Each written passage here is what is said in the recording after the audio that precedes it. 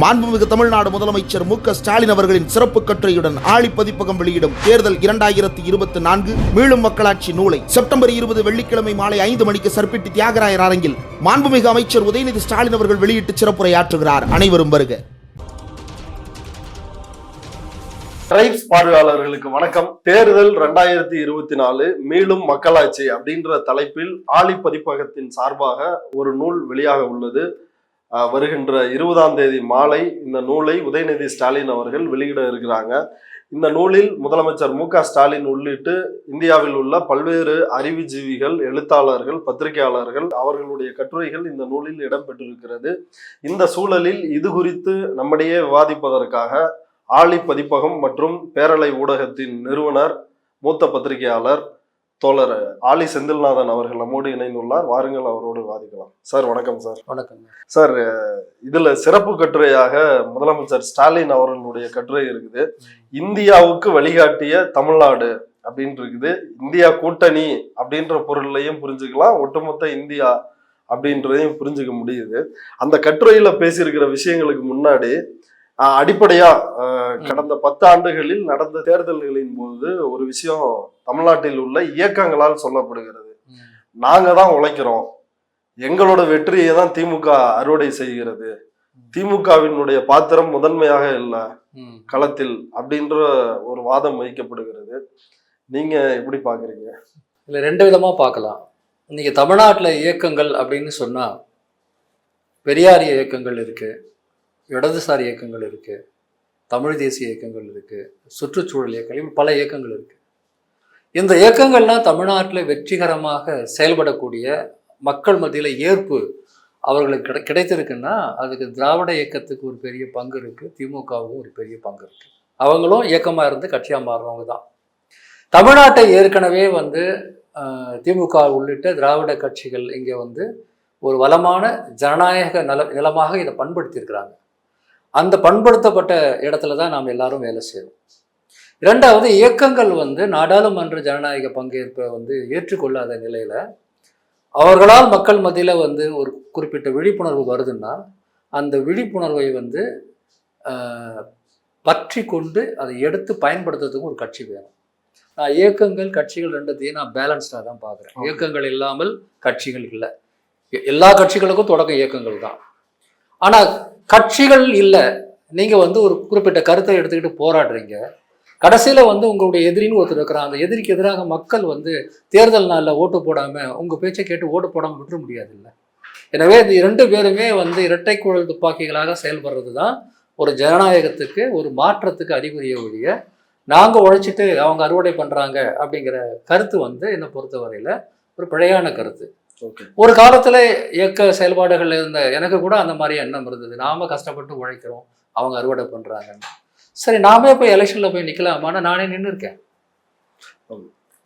நாமே போய் நிக்கலாமா அப்படின்னு சொன்னா அப்போதான் தெரியுது இப்போ அரசியல் கட்சிங்கிறது எவ்வளவு பெரிய ஒரு வடிவம், அது அவ்வளவு சுலபம் கிடையாது அப்படின்னு.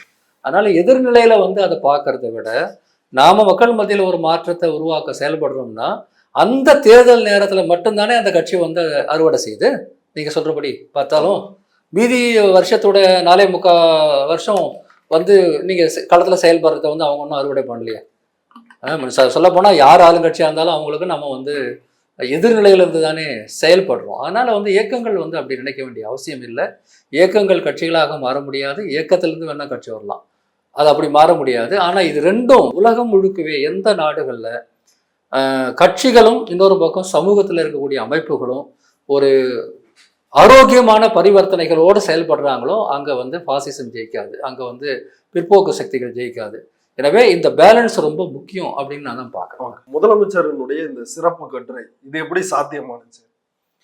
நாங்கள் இந்த நூலை யோசிச்சதுக்கு ஒரு முக்கியமான காரணம், ஒரு பதிப்பகம் மட்டும் இல்லை, நாம் ஒரு ஊடக நிறுவனமாகவும் இருக்கிறோம். அதனால் நடந்து முடிகிற விஷயங்களை உடனுக்குடன் பதிவு செய்யணும் அப்படிங்கிற எண்ணமும் ஏற்பட்டதுனால இப்படி ஒரு முயற்சி எடுத்தோம்.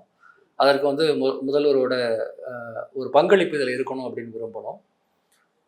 ஒரு சில சமயங்களில் நாங்கள் அவரை அணுகிய சமயத்தில் அவருக்கு இருந்த வேலை பளு, அவர் அமெரிக்கா போகிறதுக்கான சூழலாக இருந்தார். இதெல்லாம் யோசித்து பார்க்கும்போது அதிகபட்சம் ஒரு வாழ்த்து கட்டுரை அல்லது வாழ்த்து உரை, ஒரு அணிந்துரை போல் வரலான்னு எதிர்பார்த்தோம்.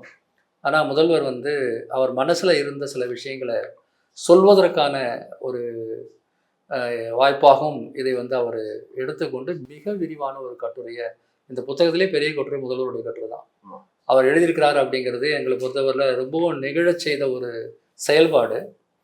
நான் இதை வந்து அவருடைய சின்சியாரிட்டியினுடைய ஒரு வடிவமாக தான் பார்க்குறேன். இந்த புத்தகத்தை 1 கோடி பேர் படிக்க போகிறது இல்லை, அது நல்லா தெரியும். ஆனால் தமிழ்நாட்டில் இருக்கக்கூடிய இந்த அறிவுஜீவிகள், ஆக்டிவிஸ்ட்டுங்க அல்லது பத்திரிகையாளர்கள் மத்தியில் வந்து அவருடைய கருத்துக்கு வந்து கொண்டு செல்வதற்கான ஒரு வாய்ப்பு எங்களுக்கு கிடைச்சது. அதற்காக நான் வந்து நிச்சயமாக அவருக்கு நன்றி சொல்லணும். 2018ஆம் ஆண்டிலிருந்து அவர் தொடர்ந்து சொல்லி கொண்டு வந்த கருத்துக்கள் தான் இது. அவர் இந்தியாவில் வந்து பாஜகவுக்கான மாற்று எப்படி அமையணுங்கிறத 2018 இருந்தே வந்து அவர் ஒரு வடிவத்தை வந்து கொடுத்து சொல்கிறாரு. 2019 தேர்தலில் அதுதான் வந்து இங்கே மிகப்பெரிய வெற்றியாக திமுகவுக்கு வந்து மாறியது. அந்த வெற்றிக்கு பிறகு அதுக்கடுத்து இங்கே நடந்த சட்டசபை தேர்தலையும் அதே ஃபார்முலா தான் பயன்படுத்தப்பட்டது. இந்த 2024 தேர்தலையும் அதுதான் மிகப்பெரிய வெற்றியாக மாறியது. அந்த வெற்றிக்கான வியூகம் வந்து ரொம்ப ரொம்ப சிம்பிள். இந்தியாவில் வந்து தமிழ்நாடு பல்வேறு துறைகளில் முன்னோடியாக இருக்குது. பொருளாதாரம், சமூக வளர்ச்சி, கல்வி, பெண்கள் முன்னேற்றம், சமூக நீதி போன்ற எல்லா விஷயங்கள்லையும் நாம் ஒரு முன்னிலையில் இருக்கிறோம். குறிப்பாக இப்போ நீங்கள் மகாராஷ்டிரா, குஜராத் எடுத்துக்கிட்டிங்கன்னா அவங்க வந்து பொருளாதாரத்தில் முன்னிலையில் இருப்பாங்க, சமூக வளர்ச்சியில் பின்னிலையில் இருப்பாங்க. கேரளா எடுத்துக்கிட்டிங்கன்னா சமூக வளர்ச்சியில் முன்னாடி இருக்கும், ஆனால் பொருளாதார வளர்ச்சி கிட்டத்தட்ட அவங்களுக்கு கல்ஃப் பணம் வரலன்னா அவங்களால செயல்படவே முடியாது. இந்தியாவில் இருக்கக்கூடிய ஒவ்வொரு மாநிலங்களுக்கும் ஒரு ப்ளஸ் ஒரு மைனஸ் இருக்கும். ஆனால் தமிழ்நாடு ரொம்ப பேலன்ஸ்டான ஒரு வளர்ச்சியை பெற்றிருந்தது. அந்த பேலன்ஸ்டான வளர்ச்சிக்கு காரணம் திராவிட இயக்கத்தினுடைய செயல்பாடுகள். திமுகவினுடைய அண்ணா, கலைஞர், ஸ்டாலின் என்று தொடரக்கூடிய இந்த செயல்பாட்டினுடைய வெற்றி தான். அதிமுகவை சேர்த்துக்கிட்டால் திராவிட கட்சிகளுடைய வெற்றி தான் தமிழ்நாட்டினுடைய இந்த பலம். அப்போ தமிழ்நாடு வந்து பாஜக முன்வைத்த குஜராத் மாடல் அல்லது ஊபி மாடலுக்கு மாற்றாக ஒரு வெற்றிகரமான ஒரு அரசியல், பொருளாதார, சமூக முன்மாதிரியாக வளர்ந்து இருக்கிறதுனால தமிழ்நாட்டின் குரலுக்கு ஒரு பலம் இருக்கும். அதை மிக நன்றாக உணர்ந்து முதல்வர் ஸ்டாலின் வந்து முன்னாடி இருந்தே இந்தியாவில் வந்து பாஜகவுக்கு எதிராக ஒரு வலுவான ஒற்றை கூட்டணி தான் உருவாகணும். அது அனைத்து இந்திய அளவில் காங்கிரஸின் தலைமையில் தான் உருவாக முடியும். காங்கிரஸுக்கு தான் அனைத்து இந்திய அளவில் எல்லாரையும் ஒருங்கிணைக்கக்கூடிய வாய்ப்பு இருக்குது. அந்த கூட்டணியில் வந்து இடதுசாரிகள் இருக்கணும், எல்லா மாநில கட்சிகளும் இருக்கணும் என்கிற விஷயத்தை வந்து அவர் மிக வலுவாக இந்த 4 வருஷமும் பேசிட்டு தான் இருந்தார். அதை வந்து அவரே ஒரு சின்ன குறுக்கீடு. தமிழ்நாட்டுல சீமான் இருக்கிறாரு, அவருக்கு முதலமைச்சரை பார்த்து அந்த கூட்டணியை பார்த்து ஒரு கேள்வி வைக்கிறாரு. தனியா உன்னால முடியுமா? உங்களால வந்து இத்தனை பேரை சேர்த்துக்கிட்டு தானே உங்களால முடியுது, நீங்க என்ன பெரிய கட்சியா அப்படின்ற ஒரு கேள்வி எழுப்புறாங்க. அகில இந்திய அளவில் பிரதமர் மோடி 30 பேருக்கு மேல சேர்ந்துதான் எங்களை எதிர்க்க முடியுமா அப்படின்னு தேர்தல் நேரத்தில் அவர்களும் அப்படியான வாதத்தை வைக்கிறாங்க. இதை நீங்க எப்படி முதல் விஷயம், சீமான் கேட்ட கேள்வி வந்து ஒரு அர்த்தமில்லாத கேள்வி. ஒரு நாடாளுமன்ற ஜனநாயகம் என்ன, சமூகம்னா என்னன்னு தெரிஞ்ச யாரும் இவ்வளவு அபத்தமான கேள்வி கேட்க மாட்டாங்க. ஒரு சமூகத்துல பல்வேறு தரப்பு மக்கள் இருக்கிறாங்க, அவங்களுக்கு அவங்க நலனை பிரதிபலிக்கக்கூடிய ஒரு கட்சிகள் இருக்குன்னு சொன்னா அவங்க எல்லாரும் சேர்ந்து செயல்படுவதுங்கிறது தான் சரியே ஒழிய, ஏதோ இது என்ன நம்ம சர்வாதிகாரமாக நடத்துகிறோம், இது என்ன மெஜாரிட்டி கேம் ஆகுது, நான் ஒரு ஆள் என்னை எதிர்க்க வந்து நீங்கள் 100 பேர், நான் சிங்கம், நீங்கள்லாம் வந்து நரி கூட்டம்னு சொல்கிறதுக்கு. ஒரு சமூகத்தில் ஒரு கட்சி தான் இருக்குது, 2 கட்சி தான் இருக்குன்னா ஒரு கட்சி இன்னொரு கட்சி எதிராக போராடும். மக்கள் பல்வேறு விதமான அபிலாஷைகளோடு வரும்போது பல கட்சிகள் உருவாகுதுன்னா, இங்கே ஒரு இடதுசாரி கட்சி தேவைப்படும், ஒரு தலித் கட்சி தேவைப்படும், ஒரு தமிழ் தேசிய கட்சி தேவைப்படும், ஒரு சுற்றுச்சூழலை மட்டும் மையப்படுத்துகிற கட்சி தேவைப்படும். எவ்வளவு காம்ப்ளெக்சிட்டி சமூகத்தில் இருக்குதோ அவ்வளவு அமைப்புகள் உருவாக தானே செய்யும். அப்போ அந்த அமைப்புகளை அரவணைத்து கொண்டு போவது பேர் தான் ஜனநாயகம். அந்த அடையாளங்கள் எல்லாம் அழிக்கிறது பேர் ஜனநாயகம் இல்லை. இதுதான் வந்து அவருக்கான பதில். மோடியும் தான் சொல்றாரு. மோடி மட்டும் இல்லை, நிறைய பேர் சொல்லுவாங்க எங்களை எதிர்க்க நீங்க எல்லாம் ஒன்று கூட்டினீங்களே. ஏன் இதே காங்கிரஸ் எதிர்க்கிறதுக்கு பிஜேபி எல்லா கட்சியும் ஒன்னா சேர்த்து எதிர்த்தது கிடையாதா? ஒரு காலத்துல காங்கிரஸ் எதிர்ப்புங்கிறத மையமா வச்சு 20 கட்சி சேர்ந்து கூட்டணி வைக்கலையா? ஒரு நாடாளுமன்ற ஜனநாயக மரபுல வந்து பாத்தீங்கன்னா மக்கள் வந்து எப்படி முடிவெடுக்கிறாங்க அப்படின்னா, இந்த கட்சி வேணான்னா எல்லாரும் சேர்ந்து அந்த கட்சி தூக்கி எறிவாங்க, இந்த கட்சி வேணும்னா அந்த கட்சிக்கு எல்லாரும் ஓட்டு போடுவாங்க. அதை மதிக்கணும். இது என்னவோ ஒண்டி ஆட்டம்னு நினைச்சுக்கிட்டு வந்து பேசுறத வந்து ஜனநாயகம்னா என்னன்னு தெரியாத ஒரு என்ன சொல்றது, ஒரு அறிவீனத்தினுடைய வெளிப்பாடாக தான் நான் அதை பார்க்குறேன். காங்கிரஸ் அல்லாத மூன்றாவது அணி அப்படின்னு 3 முதலமைச்சர்கள் என்கிட்ட நேரடியா சந்திச்சு பேசினாங்க. அந்த அந்த கோரிக்கைகள் எல்லாத்தையும் நான் நிராகரிச்சிட்டேன் அப்படின்னு முதல்வர் வந்து சொல்லியிருக்காரு. அப்படி இருந்தா என்ன தப்பு? காங்கிரஸோட தலைமையவே ஏன் ஏத்துக்கணும்? அவங்களுக்கே பல்லக்கு தூக்கணுமா அப்படின்ற கேள்வி இருக்குல்ல. முதல்ல காங்கிரஸுக்கு எதிராக உருவான கட்சி தான் திமுக. அதை புரிஞ்சுக்கணும். அப்போ ஒரு திமுகவின் தலைவராக இருக்கிறவர் வந்து காங்கிரஸுக்கு பலத்துக்கு போவாரா? திமுகவின் வரலாறு என்ன காங்கிரஸ் எதிராக உருவானது தானே. இந்தியாவில் காங்கிரஸை தோற்கடித்து இன்னைக்கு வரையில அவங்க ஆட்சி விடவே ஏற முடியாத மாநிலம்னா தமிழ்நாடு தான். அப்போ காங்கிரஸுக்கு திமுக மேல கூட எவ்வளவு கோவம் இருக்கணும் நியாயமா பார்த்தா. இந்தியாவில் இருக்கக்கூடிய தேர்தல் முறை அப்படிங்கிறது ஒரு விகிதாச்சார பிரதிநிதித்துவ முறை கிடையாது. இதை வந்து ஃபர்ஸ்ட் பாஸ்ட் த போஸ்ட்னு சொல்லுவாங்க. இதுல போடக்கூடிய வாக்குகள்ல அதிகமான எண்ணிக்கையில யார் வராங்களோ ஒரே ஓட்டு வித்தியாசம் வந்தாலும் அவங்க தான் ஜெயிக்கிறாங்க. ஸோ 51 ஓட்டு வாங்குறவங்க ஜெயிப்பாங்க, 49 ஓட்டு வாங்குறவங்க தோப்பாங்க. அப்போ ஒரு கட்சிக்கு எதிராக நீங்க ஒன்று சேர்ந்திருந்தாதான் மாற்று வாக்குகளை வந்து சிதறாம சேர்த்தாதான் அவங்களுக்கு தோக்கடிக்க முடியும். இல்ல அப்படி காங்கிரஸ் அல்லாத அணியால அப்படி முடியாது. ஏன்னா காங்கிரஸ் அல்லாத அணி அனைத்து இந்திய அளவுல வந்து எல்லாரையும் ஒருங்கிணைக்கிறதுக்கு முதல்ல உங்களுக்கு ஒரு ஃப்ரேம் ஒர்க் வேணும். இப்போ தமிழ்நாட்டில் திமுக, ஆந்திராவில் தெலுங்கு தேசம், மகாராஷ்டிராவில் சிவசேனா, பெங்காலில் வந்து திரிணாமுல் காங்கிரஸ் இருந்தாலும் இவங்க எல்லாரும் ஒன்று சேர்ந்து இதை பண்ண முடியலங்கிறது கடந்த காலத்தில் நம்ம பார்த்துருக்கோம். தேசிய முன்னணி அரசாங்கம் அமைந்த போதும் சரி, ஐக்கிய முன்னணி அரசு அமைந்த போதும் சரி, அப்பவே கூட சில ஆல் இண்டியா பார்ட்டிஸ் துணை நின்றாலும் கூட அது வெற்றிகரமாக மாறல. அதுக்கு முன்னாடி ஜனதா பீரியட்லேயே அதான் நடந்தது. ஆக ஒரு விஷயம் தெளிவாக தெரியுது, இவங்கெல்லாம் இணைக்கிறதுக்கு ஒரு ஃபோர்ஸ் தேவை. இப்போ இந்தியாவில் வந்து மோடி வந்து பிரதமர் ஆகிறதுக்கு முன்னாடி 2 டேர்ம் காங்கிரஸ் தாங்க இந்த நாட்டு ஆண்டு இருக்கு. ஸோ அவங்க ஒரு பெரிய கட்சி. சில இடங்கள்ல வந்து அவர்களால் தான் வந்து அந்த நம்பர்ஸை கொடுக்க முடியும். ஆக லெஃப்டா இருந்தாலும் மாநில கட்சிகளாக இருந்தாலும் இன்னைக்கு அபாயம் என்ன, பாஜகவோட ஒரு பாசிசம் தான் அபாயம் சொல்லும் போது எல்லா வேற்றுமையும் தள்ளி வச்சுட்டு ஒன்னா வந்து நிக்கணும். அதுதான் அரசியல். அதுல வந்து காங்கிரஸ் வேணாம், இல்லை இவங்க வேணாம், நான் வந்து தனியே நிக்கிறேன் அப்படின்னு சொன்னா என்ன ஆகும்? இந்த மாதிரி அணுகுமுறையை பின்பற்றிய மாயாவதி என்ன ஆனாங்க யோசிச்சு பாருங்க. அந்த இத்தனை முறை உத்தரப்பிரதேசத்தின் முதல்வராக அவங்க இருந்தாங்க. எவ்வளவு பெரிய சக்தி வாய்ந்த தலைவர் அவங்க. இந்த மாதிரியான அணுகுமுறையால் இன்னைக்கு அந்த கட்சி செல்லா காசா மாறி இருக்கு. அதை நம்ம வெற்றின்னு சொல்ல முடியுமா? அப்புறம் வந்து ஒரே இடத்துல எல்லாரும் ஒன்னா சேர்ந்தாதான் ஜெயிக்க முடியும். ஒரே இடத்துல இருக்கணும். இப்ப வந்து திமுக, காங்கிரஸ், லெப்ட், விசிகா எல்லாரும் ஒரே இடத்துல இருந்தா தான் ஜெயிக்க முடியும். நீ அங்க பெரிய ஆளு, நான் இங்க பெரிய ஆளு, நீ அங்க பெரிய ஆளு பேசினா அதனால என்ன பலன்? எல்லாரும் சேர்ந்த ஓட்டை வச்சு ஒண்ணு கணக்கு போடலையே. ஒவ்வொரு தொகுதியிலும் 51 எடுக்கிறவங்க வெற்றி, 49 எடுக்கிறவங்க தோல்வி. அப்ப இந்த தேர்தல் முறையில வந்து ஓட்டுகளை சிதறடிக்க கூடாது அப்படிங்கிறது தான் வியூகமா இருக்கணுமே ஒழிய மற்ற எல்லா யூகமும் 2வது தான். இதைத்தான் வந்து ஸ்டாலின் மீண்டும் மீண்டும் மீண்டும் சொல்லிட்டு இருந்தாரு. நம்ம வெறும் தேர்தலா பார்க்கக்கூடாது, இதை வந்து தேர்தல் கூட்டணியாக இல்லாமல் கொள்கை கூட்டணியா பார்க்கணும். பாசிசத்துக்கும் மதவாதத்துக்கு எதிரான கூட்டணினா நாம ஒன்னா சேர்ந்து மட்டும்தான் நிற்கணும். அந்த முடிவை அவர் தேடி வந்து பேசின அத்தனை பேரிடம் மிக தெளிவாக அவர் சொன்னாரு. என்னுடைய யூகம் சரியாக இருக்குமானால் சந்திரசேகர ராவ், அரவிந்த் கெஜ்ரிவால், அப்புறம் வந்து மம்தா பானர்ஜி இவங்க எல்லாமே காங்கிரஸுக்கு மாற்றம். ஏன்னா காங்கிரஸ் வந்து வெளியே வந்தவங்க 2 பேர் அதுல.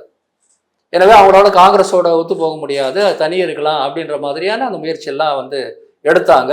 காங்கிரஸோட ஸ்பேஸ் எடுக்கணும்னு அரவிந்த் கெஜ்ரிவால், ஆம் ஆத்மி நடக்குது. அவங்க வந்து இதுல பஞ்சாப்ல அவங்களுக்கு இடையில போட்டி இருக்கு. அதனால இவங்கெல்லாம் தயங்கினாங்க இன்னொரு அணியை அமைச்சிடலான்னு. ஆனா ஒரு நேரத்தில் கூட ஒரு இடத்துல கூட ஸ்டாலினுக்கு அதுல தயக்கமே கிடையாது. ஒரே அணியா தான் இருக்கணும். அதுதான் காரணம். இந்த கட்டுரையில இன்னொரு விஷயத்த அவரே குறிப்பிட்டிருக்காரு. நம்மளே அதை ஒரு பெரிய சவாலா தான் பார்த்தோம். என்னன்னா, தமிழ்நாட்டை மையப்படுத்தி வடநாட்டில் பிரச்சாரம் செய்வது. இங்க பாருங்க, தமிழ்நாட்டுல சனாதனத்தை ஒழிக்கணும்ன்றாங்க. அதுவும் முதலமைச்சர் பையனே பேசுறாரு. அப்படின்ற விஷயமா இருந்தாலும் சரி, தமிழ்நாட்டில் நம்மை இழிவுபடுத்துகிறார்கள் அப்படின்னு போய் உத்தரப்பிரதேசத்துல பேசுற விஷயமா இருந்தாலும் சரி, இப்ப இதெல்லாம் எப்படி அந்த மக்கள் எடுத்துக்க போறாங்க? ஏன்னா அவர்கள் பின்தங்கிய நிலைமையில் இருக்கிறார்கள் அப்படின்ற ஒரு விஷயம் வந்து ஒரு ஆபத்தாபா பார்க்கப்பட்டுச்சு. ஆனா அதை எப்படி முறியடிச்சாங்கன்னு நினைக்கிறீங்க? தேர்தலுக்கு முன்னாடி வட இந்தியாவில், குறிப்பாக ஹிந்தி சோஷியல் மீடியாவில், யூடியூப் மாதிரியான இடங்கள்ல முதல்வர் அச்சப்பட்டதுக்கு மாறான ஒரு விஷயம் தான் நடந்தது. என்ன நடந்ததுன்னா, காங்கிரஸ் இதை செய்யலை, ஆனால் அங்கே இருக்கிற யூடியூபர்ஸும் அங்கே இருக்கிற இண்டிபெண்டன்ட் மீடியாவும் செஞ்சது. ஓகே. இந்தியாவில் தமிழ்நாட்டினுடைய வளர்ச்சி சாத்தியமானதுக்கு காரணம் என்ன? துருவராத்தி உட்பட எல்லாருமே வந்து தமிழ்நாடு மாடலை பற்றி வட இந்தியாவில் ஹிந்தி ஊடகங்களில் பேசினாங்க. தமிழ்நாடு இப்படி முன்னேறி இருக்கு, ஏன் முன்னேறி இருக்கு? இவர் வந்து 2014 வளர்ச்சி கொடுக்கணும் தானே வந்தார், எங்கே வளர்ச்சி கொடுத்தாரு? இப்போ தமிழ்நாடு பொருளாதாரத்தில், உள்கட்டமைப்பில், கல்வியில் இவ்வளோ முன்னேறி இருக்குன்னா அவங்களுடைய திராவிட மாடல், அவங்களுடைய சமூக நீதி, அவங்களுடைய மாநில உரிமையெல்லாம் காரணமாக இருந்ததுங்கிறத வட இந்திய ஊடகங்களில், நேஷனல் மீடியாவில் இல்லை, சோகால் நேஷனல் மீடியாவில் இல்லை, சோஷியல் மீடியாவில் வந்து பேசப்பட்டது. அப்போ அதனால தான் தமிழ்நாடு மாடலை எதிர்த்து வந்து பிஜேபி பேச வேண்டிய நிர்பந்தம் இருக்குது. ஒரிசாவில் போயிட்டு வந்து பிஜேடியில் வந்து இருந்த பாண்டியனுக்கு எதிராக வந்து வெளிப்படையாகவே வந்து பூரி ஜெகநாதர் கோயிலின் சாவி வந்து தமிழ்நாட்டில் இருக்குன்னெலாம் வெளிப்படையாகவே தேச விரோத பேச்சை வந்து பேசினாங்க. இது எதுவுமே ஆக்சுவலாக எடுபடலைங்க. இந்த பேச்சுகள்லாம் அதிகமாக இருந்த வட இந்தியாவில் ஒட்டுமொத்தமாக பிஜேபிக்கு வந்து ஓட்டு குறைஞ்சிருக்கா கூடியிருக்கா? குறைஞ்சுதான். உத்தரப்பிரதேசத்திலே அவ்வளோ அடி வாங்கியிருக்கிறாங்க. தமிழ்நாட்டு மாடலை பற்றி மக்கள் மத்தியில் சாதகமான சூழலும் இவர்கள் வந்து எதிர்மறையான சூழலும் வந்து சொல்லும்போது மக்கள் எதை நம்புவாங்க? ஒரு விஷயத்தை நான் சொல்ல விரும்புகிறேன், இதை வந்து எல்லாரும் கவனிக்கணும். 20 வருஷத்துக்கு முன்னாடி வடக்கை பற்றி தெற்குக்கு தெரியாது, தெற்கை பற்றி வடக்குக்கு தெரியாது. இன்னைக்கு எல்லாருக்கும் எல்லாம் தெரியும். தமிழ்நாட்டில் வேலை செய்ய வரக்கூடிய பீகார்லேருந்தும், உத்தரப்பிரதேசிலேருந்து, மத்திய பிரதேசம், ஜார்க்கண்டு, ஒரிசாலேருந்து வரக்கூடிய இங்கேருந்து போயிட்டு இதெல்லாம் பேச தான் செய்கிறாங்க. இங்கே இருக்கக்கூடிய சூழலை பற்றி, இங்கே வேலை செய்யக்கூடிய வட இந்தியாவிலேருந்து வந்து இங்கே கவர்மெண்ட்டில், சென்ட்ரல் கவர்மெண்ட் ஜாப்பில் வேலை செய்யக்கூடியவங்களும் தமிழ்நாட்டிலே நாங்கள் இருக்கணும், ஏன்னா இங்கே தான் கல்வி இருக்குன்னு அங்கே பேச தான் செய்கிறாங்க. தமிழ்நாட்டை பற்றிய மதிப்பு வந்து வட இந்தியாவில் கூடி இருக்கிறது, குறையில. அதிலும் முக்கியமாக தமிழ்நாட்டு முதலமைச்சர் ஸ்டாலின் மீதான அந்த ரேட்டிங் இருக்குல்ல, அது வடக்கிலும் கூடியிருக்கு. வட இந்தியாவில் இருக்கக்கூடியவங்களும் சிறந்த முதலமைச்சர் அப்படின்னு சொல்லிட்டு சொல்லக்கூடிய அளவுக்கு தான் வந்து இருக்கு. எப்படி பார்த்தாலும் இந்த தேர்தலில் தமிழ்நாட்டை வந்து பேசு பொருளாக பிஜேபி மாற்றினா அது வந்து அவங்களுக்கு எதிராக இருக்கும். இன்னொன்று சொன்னீங்க, சனாதனம் பற்றி உதயநிதி ஸ்டாலின் பேசுனது, அது வட இந்தியாவில் எதிராக கொண்டு போனாங்கன்னு. நல்லா கூர்ந்து கவனிச்சிங்கன்னா உதயநிதி பேசுறதுக்கு எதிர்ப்பான குரல் வந்து 2-3 நாள்லேயே அடங்கி போச்சு வட இந்தியாவில். நான் அதை கூர்ந்து கவனித்தேன். ஓகே.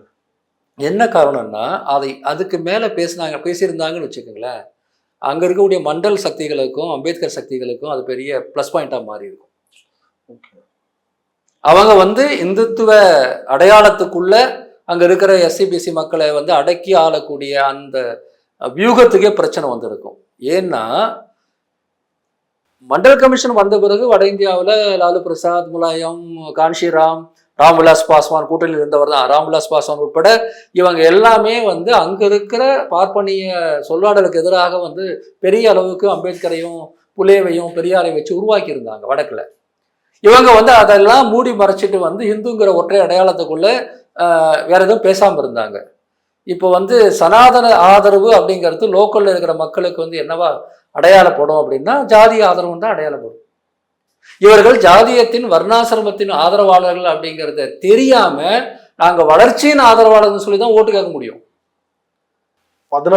ஆமா, 4-5 சாமியாருங்க கத்திருக்கலாம், உதயநிதிக்கு எதிராக பிரச்சாரம் பண்ண சொல்லுங்க, இப்ப பிரச்சாரம் பண்ண சொல்லுங்களேன். அவங்களால பண்ண முடியாது. பண்ணாங்கன்னா வட இந்தியாவில் இருக்கக்கூடிய தலித் போர்சஸும் மண்டல் போர்சஸும் வந்து திருப்பி அடிப்பாங்க. நம்ம என்டையர் நார்த் இந்தியாவும் ஒன்னா நினைச்சுக்காதீங்க. இல்ல, அதான் நமக்கு இருந்த புரிதல் ரொம்ப குறைவா மதிப்பிட்டுட்டோமோ வட இந்தியாவை. அவங்கனாலே வந்து காவிகள் தான். நிச்சயமா உத்தரப்பிரதேசத்துல 50% மக்கள் அயோத்தியில ராமர் கோயில் கட்டின அயோத்தி தொகுதி மக்கள் பிஜேபி தோக்கடிச்சிருக்கிறாங்க. எந்த அளவுக்கு குறைவா மதிப்பிட்டோம்னா ராகுல் காந்தியும் அகிலேஷும் வந்து இந்தியன் கான்ஸ்டியூஷன் வச்சு பிரச்சாரம் செய்யறாங்க. ஏன் பிரச்சாரம் செஞ்சாங்க? யோகியும் மோடியும் அமித்ஷாவும் வந்து நம்ம இந்த முறை 400க்கு மேலே சீட்டு எடுத்துருவோம், சீட்டு எடுத்த உடனே காசியை தலைநகரமாக கொண்டு ஒரு இந்து ராஜ்யம் அமைக்கப்படும், அதில் வந்து வருணாசிரம தர்மத்தின் அடிப்படையில் புது கான்ஸ்டியூஷன்லாம் எழுதி ரெடியாக வச்சிருக்கிறோம், நாங்கள் வந்து ஒரே கையெழுத்து போட வேண்டியது தான் பாக்கின்ற அளவுக்கு பேசினாங்க. இந்த பேச்சு தான் வந்து உத்தரப்பிரதேசத்தில் வந்து ராகுலும் அகிலேஷும் வந்து அண்ணல் அம்பேத்கர் தலைமை தாங்கி வழிநடத்தி உருவாக்கப்பட்ட இந்தியன் கான்ஸ்டியூஷன்ல இருக்கக்கூடிய சமூக நீதி, இடஒதுக்கீடு போன்ற எல்லா பாதுகாப்பும் நம்ம கிட்ட வந்து பிடுங்கப்பட்டு விடும் என்பதை பிரச்சாரமா மாத்தினாங்க. அப்போ இந்தியா முழுக்க இருந்த அறிவுஜீவிகள் மத்தியில, பத்திரிகைகள் மத்தியில அதை சந்தேகத்தோட தான் பார்த்தாங்க. ஒண்ணுமே தெரியாத ஜனங்க மத்தியில இந்தியன் கான்ஸ்டியூஷன் காட்டினா ஓட்டு போட்டுருவானான்லாம் கிண்டல் அடிச்சாங்க. ஆனா அந்த மக்கள் ஓட்டு போட்டாங்க, இந்தியன் கான்ஸ்டியூஷனை ஹீரோவா ஆக்குனாங்க. அதனாலதான் பார்லிமெண்ட்ல போயிட்டு வந்து ராகுல் வந்து இந்தியன் கான்ஸ்டியூஷன் புக்கு அந்த சின்ன சிவப்பு புத்தகத்துக்கு மேல வச்சார். ஏன் வச்சாரு? உத்தரப்பிரதேசத்துல பாஜகவின் இந்த தேர்தலுடைய 2024 தேர்தலில் மிகப்பெரிய செய்தியே ஊபியில பாஜகவான அடிதாங்க. மீதி எல்லாம் செகண்டரி. எங்க வந்து அந்த கோட்டையை கட்டணும்னு நினைச்சாங்களோ அந்த கோட்டை இடிந்தது. தேர்தல் தில்லுமுள்ளு பண்ணாம போயிருந்தா அதுல வந்து அவங்க 10 சீட்டு கூட வந்திருக்க மாட்டாங்க. அப்ப அந்த சாதாரண மக்கள் வந்து இந்த பாசிச இருளை தடுத்து நிறுத்தினாங்களா இல்லையா? அப்ப ஏன் நம்ம சந்தேகப்படணும்? நான் சொல்ற வட இந்தியாங்கிறது ஒரே மாதிரி கிடையாது. அர்ணாப் கோஸ்வாமி மட்டும் கிடையாது வட இந்தியாங்கிறது. அங்க இருக்கிற பெருவாரியான மக்கள் வந்து நம்முடைய சகோதரர்கள் தான். அவங்க நம்மளை போல தான் திங்க் பண்றாங்க. சில சமயங்கள்ல மயக்கங்கள்ல வந்து அவங்க ஆழ்ந்து போறாங்கன்னா தமிழ்நாட்டில் அது நடக்கலையா? இந்த கர்நாடகம் பெரிய வளர்ந்த மாநிலம் அங்க நடக்கலையா? தெலுங்கானா வளர்ந்த மாநிலம் அங்க நடக்கலையா? ஆக வந்து சில சமயங்கள்ல மயக்கங்கள் தயக்கங்கள் எல்லாம் இருக்கும். ஆனா 4-5 போட்டோவில் இந்துத்துவ வெறியர்கள் தெரியத்தை பார்த்து ஒட்டுமொத்த வட இந்தியாவும் அப்படிதான் அப்படின்னு நம்ம சொல்லக்கூடாது. அப்ப நீங்க சொல்லலாம் மத்திய பிரதேசத்துல என்னாச்சு, அங்க பிஜேபி தான் ஜெயிச்சதுன்னா எல்லாமே வந்து மாறக்கூடிய சமூகங்கள் தான். வட இந்தியாவை பொறுத்தவரை அதுவும் மாறிட்டு தான் இருக்குது. இந்த எலெக்ஷன்ல வந்து அந்த மாற்றத்தோட திசையில அவங்க இருக்கிறாங்கன்றது நம்ம புரிஞ்சிக்க முடியுது. உண்மையிலே பிரச்சனை என்ன தெரியுங்களா? அங்க இருக்கிற எதிர்கட்சிகள், அங்க இருக்கிற இந்த ஜனதா, வெவ்வேறு விதமான ஜனதா கட்சிகள் இருக்குல்ல, இந்த தலைவர்களுக்கு அதை லீட் பண்றதுக்கு ஒரு போதுமான திறமை இல்லை. காங்கிரஸுக்கு திறமை இல்லை. கம்யூனிஸ்டுகள் ஆளே கிடையாது. பாஜகவை விட்டா யாருமே ஸ்ட்ராங்கா இல்லைங்கிற பிரச்சனை தான் இங்க இருக்குது. இப்ப தமிழ்நாட்டில் திமுக இருக்கிற மாதிரி இல்ல இதே காங்கிரஸ் வந்து கர்நாடகத்துல இருப்பதை போல கேரளாவில் சிபிஎம் காங்கிரஸ் இருக்கிற மாதிரி வலுவா இல்லை. அங்க வட இந்தியாவில் இருக்கிற தலைவர்கள் வந்து ஒரு இன்ஸ்டேபிள், ஒரு அவ்வளவு ஸ்டெபிலிட்டி இல்லாத, ஒரு கொள்கையில உறுதியா இல்லாத தலைவர்களா இருக்கிறதுனால ரொம்ப சுலபமா வந்து அங்க காத்து மாத்தி மாத்தி அடிச்சிட்டு இருக்குது. அவ்வளவுதான். அவங்க உறுதியா இருந்தாங்கன்னா எதுவுமே செய்ய முடியாது. அந்த மாற்றம் நடந்து கொண்டிருக்கிறது தான் நான் நம்புறேன். ஓகே, இந்த புத்தகத்தினுடைய தலைப்பு மீளும் மக்களாட்சி அப்படின்னு ஒரு தலைப்பை கொடுத்துருக்கிறீங்க. பாஜக தாங்கள் எதிர்பார்த்ததை போல 400 இல்ல 300 அப்படி அவங்களால அடைய முடியல. தனிப்பெரும்பான்மையை அவங்களால பெற முடியல. கூட்டணி ஆட்சி தான் அமைச்சிருக்கிறாங்க. அது வரைக்கும் புரியுது மீளும் மக்களாட்சி அப்படின்றது. இது மீண்டுமா அப்படின்ற ஒரு கேள்வி இருக்குது. இப்ப இந்த தேர்தலிலேயே தேர்தல் ஆணையம் அவங்க கையில, கிட்டத்தட்ட நீதிமன்றம் வந்து 2019 நடந்த தேர்தல் தில்லுமுள்ளையே விசாரிக்க தயாரா இல்ல உச்ச நீதிமன்றம். இப்படி எல்லா அமைப்புகளுமே அவர்கள் கையில தான் இருக்குது. 2019 தேர்தல்லையும் அப்படி எந்த மாற்றம் வந்துரும் அப்படின்றது உறுதியா நம்ப முடியல. அப்ப மீண்டுமா அப்படின்ற ஒரு கேள்வி இருக்குல்ல. அதாவது நீங்க சொன்ன எல்லாமே போன தேர்தலுக்கு முன்னாடி ரொம்ப பலமா இருந்தது. இந்தியாவினுடைய எலெக்ஷன் கமிஷன், அனைத்து கான்ஸ்டியூஷனல் பாடிஸ், மீடியா எல்லாமே அவங்க கிட்ட தான் இருந்தது. தேர்தல் முடிவுக்கு முந்தின நாள் வந்து அத்தனை மீடியாவிலும் எக்ஸிட் போல்ற பேர்ல எல்லாருமே 400 நாளும் எழுதிட்டு இருந்தாங்க. அதெல்லாம் உடஞ்சி போச்சு மறுநாளே. பிரதமர் பதவியை இருக்கும்போது அவர் முகத்தில் ஈயாடலை. அந்த பாடி லாங்குவேஜ் தெளிவாக தெரிஞ்சுது. எவ்வளோ பெரிய அடிங்கிறது வந்து தெரிஞ்சுது. அதனால தான் நாங்கள் எழுதினோம், வெற்றி பெற்றவர்கள் தோல்வி அடைந்தார்கள், தோல்வி அடைந்தவர்கள் வெற்றி பெற்றார்கள்.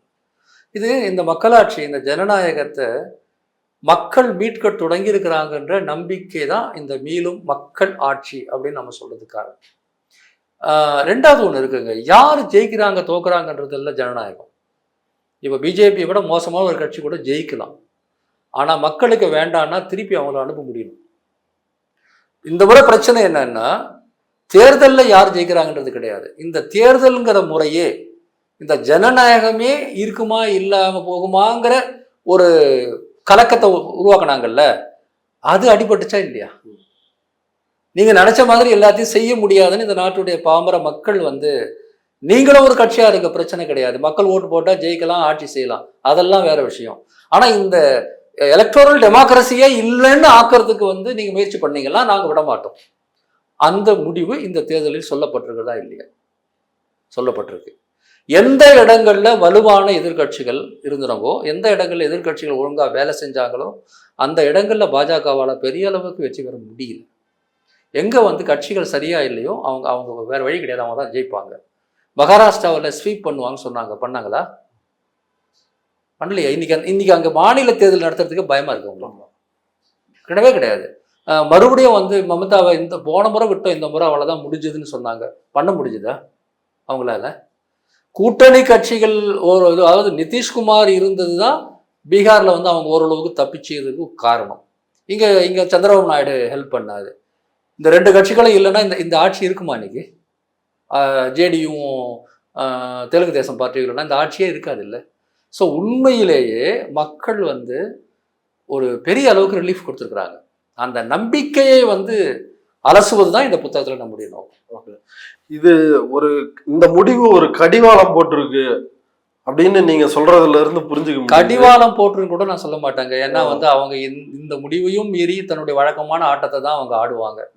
ஆனா ஜனநாயக சக்திகளுக்கு நம்பிக்கை வந்திருக்கு, அதை தான் நான் சொல்லுவேன். நல்ல ஞாபகம் இருக்குது, இந்த அளவுக்கு நாங்கள் வந்து எலெக்ஷனுக்கு முன்னாடி எப்படி கணக்கு போட்டாலும் அவங்களால 300 கூட தாண்ட முடியாது, எப்படி 400ன்னு சொல்கிறாங்க அப்படின்னு நம்ம யோசிச்சுட்டு இருந்தோம். அதன் பிறகு வந்து சரி எப்படியும் தேர்தல் கமிஷன் கையில் வச்சுட்டு இவங்க வந்து தில்லுமுள்ளு பண்ணி ஜெயிச்சிருவாங்கன்றதுனால நாம் ஜெயிப்போங்கிற நம்பிக்கை போயிடுச்சு.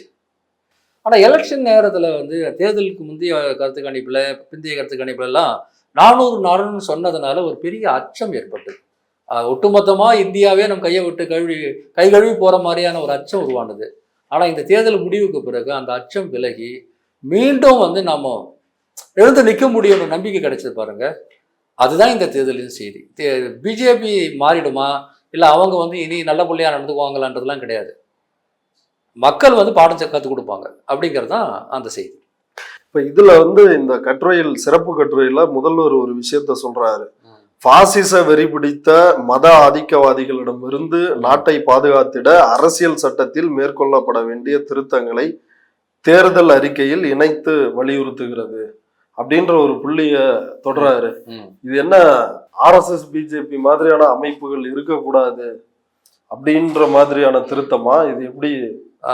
அதையும் சேர்த்து நீங்க புரிஞ்சுக்கலாம். அதாவது வந்து ஒரு ஒப்பீட்டு சொல்றேன், ஒரு தேர்தலில் மத வெறுப்பு பிரச்சாரம் கூடாது, எந்தவித வெறுப்பு பிரச்சாரமும் கூடாதுன்னு ஒரு தேர்தல் விதிமுறைகள் இருக்கு. அதை மீறி பிரதமரே போற எல்லா இடங்கள்லையும் மத வெறுப்பு பிரச்சாரத்தை செய்கிறார். அப்போ இப்போ இருக்கக்கூடிய சட்டத்தில் இருக்கக்கூடிய விதிமுறைகள் மீறி தான் செய்கிறாரு. ஆனாலும் மீறக்கூடிய அளவுக்கு அது பலவீனமாக இருக்குன்னு தான் அதுக்கு அர்த்தம்.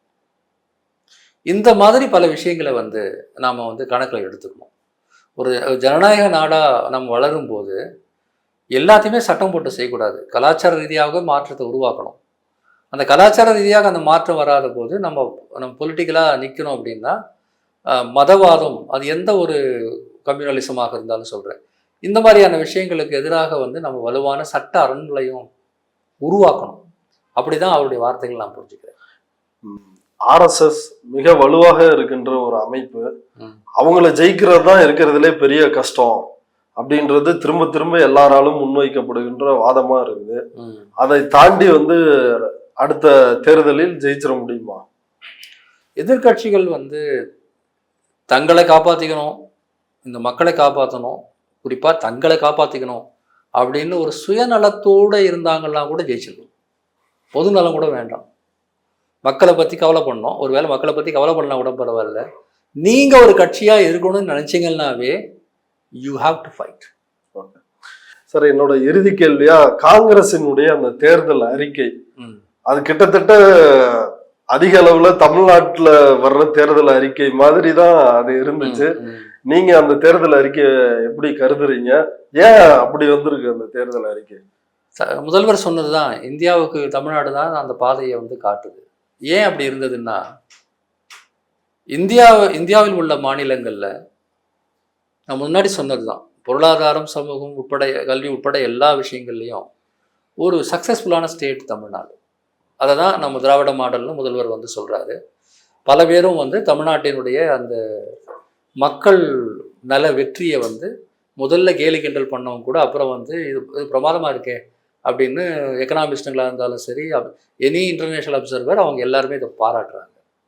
அப்போ இதுதான் ரோல் மாடல். இன்றைக்கி வந்து உத்தரப்பிரதேசில் யோகி கவர்மெண்ட் எடுக்கிற பல நடவடிக்கைகள், மக்கள் நல நடவடிக்கைகள் கொஞ்சம் எடுக்க தான் செய்கிறாங்க. அதெல்லாம் வந்து இப்போ போய் பார்த்தீங்கன்னா நம்ம ஊரில் 50 வருஷத்துக்கு முன்னாடி பண்ணியிருப்பாங்க. அரவிந்த் கெஜ்ரிவால் டெல்லியில் பண்ண பல நடவடிக்கைகள் திமுகவுடைய அப்படியே கார்பன் காப்பி.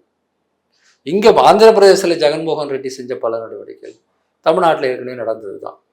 சரியாக சொல்ல போனால் காங்கிரஸ் கட்சியில் இந்தியாவில் இருக்கக்கூடிய எந்த ஒரு கட்சியும் ஒரு மிக சிறந்த வெற்றிகரமான நடைமுறைப்படுத்தக்கூடிய திட்டங்கள்லாம் என்னன்னு பார்த்தாங்கன்னா தமிழ்நாட்டிலேருந்து தான் நிறைய கற்றுக்கணும். இதனால தான் நம்ம பெருமையாக சொல்கிறோம், தமிழ்நாடு மாடல் தான் இந்தியாவுக்கு இன்னைக்கு வழிகாட்டுது. அரசியலாக இருக்கட்டும், ஆட்சி நிர்வாகமாக இருக்கட்டும், சமூக வளர்ச்சியாக இருக்கட்டும், பொருளாதாரமாக இருக்கட்டும், நாம நிறைய சிறப்பான வேலைகளை செஞ்சுருக்கோம். அப்படின்னா மற்றவங்க கிட்ட இருந்து இது கற்றுக்கூடாதுன்னு சொல்லவில்லை, நாம தான் கற்றுக்குறோம், அதில் தப்பு இல்லை. ஆனால் மொத்தமாக எடுத்து பார்க்கும்போது அதான் செய்யணும். இனி யார் ஒரு வெல்ஃபேர் ஸ்டேட்டை உருவாக்கணும்னாலும் தமிழ்நாடு தான் மாடல். அதை அவங்களால மறுக்கவே முடியாது. இவ்வளவு நேரம் நம்முடைய ட்ரைப்ஸ் பார்வையாளர்களுக்காக நேரத்தை ஒதுக்கி கருத்துக்களை பகிர்ந்துட்டதுக்கு ரொம்ப நன்றி சார்.